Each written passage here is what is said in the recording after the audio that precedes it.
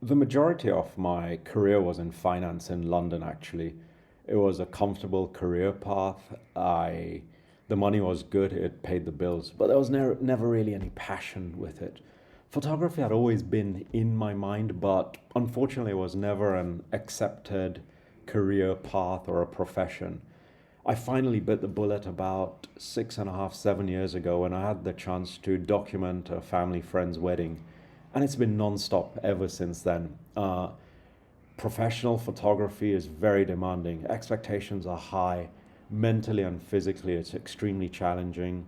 I have long weeks, long durations away from home, but I'm so lucky that my family is very, very supportive, and I'm forever grateful for that.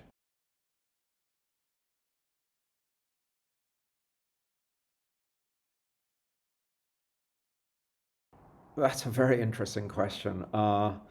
Generally, we don't have that many scary moments because it's a fairly well controlled environment. But again, you're in the wild, so you can't predict what's going to happen next. Quite a few times we have had animals coming pretty close to us. I always urge the guests to be extremely patient, extremely quiet, and not to make sudden movements.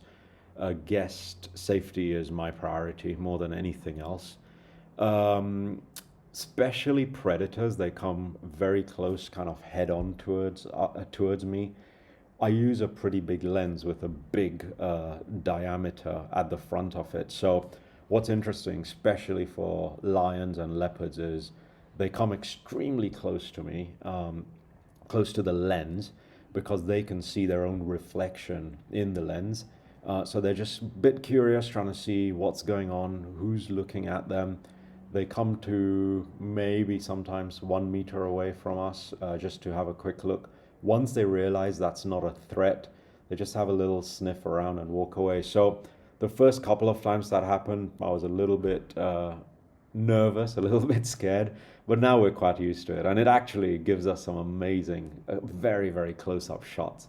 So, yeah, guest priority, always number one.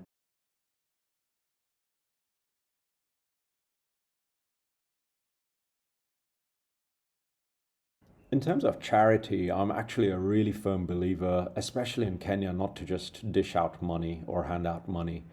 This makes the locals very lazy. It also makes them very dependent on these handouts. So instead, I coach and help build new skills, especially with the Maasais. Traditionally, they're very good pastoralists, but not good businessmen. They lack certain skills to grow and manage a business. And this is something I've really worked very hard on working with them, helping them, and they truly appreciate it. It's been very interesting to see some of these skills being transferred and them growing big touring businesses now. Something we also do is sponsor a couple of children and put them through school.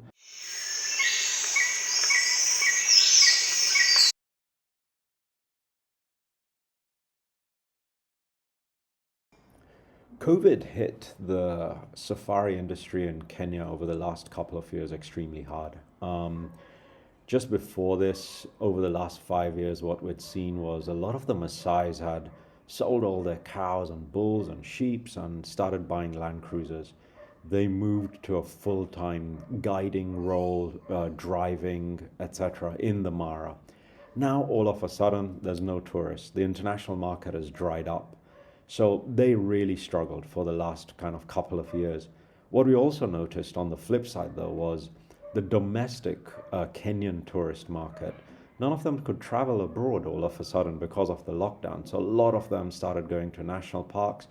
A lot of them started taking photography as a hobby. So, funnily enough, demand for our photo safaris increased by a fair bit, and we capitalized on that.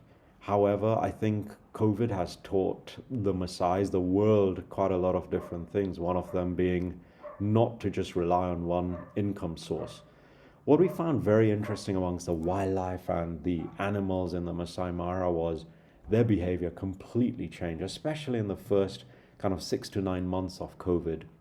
They, especially the new cubs being born then, now we're seeing that behavior patterns coming through where they're super scared of cars, They're scared of people. As soon as a car pulls over near them, they're not used to it because when they grew up during the COVID time, there was not that many cars.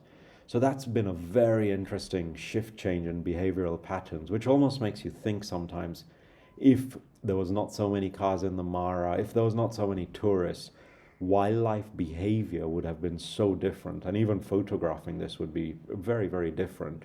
So, yeah, a lot of different changes have come through as a result of COVID.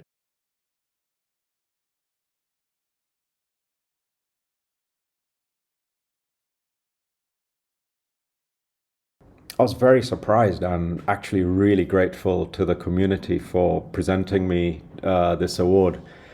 We've come such a long way from photography just being a hobby to it actually being an art and a full time profession and actually being accepted as such. I think this is so important, especially for our community. And we should do whatever we can to encourage the next generation to pursue these kinds of slightly different jobs, professions, and careers, moving on from the traditional ones.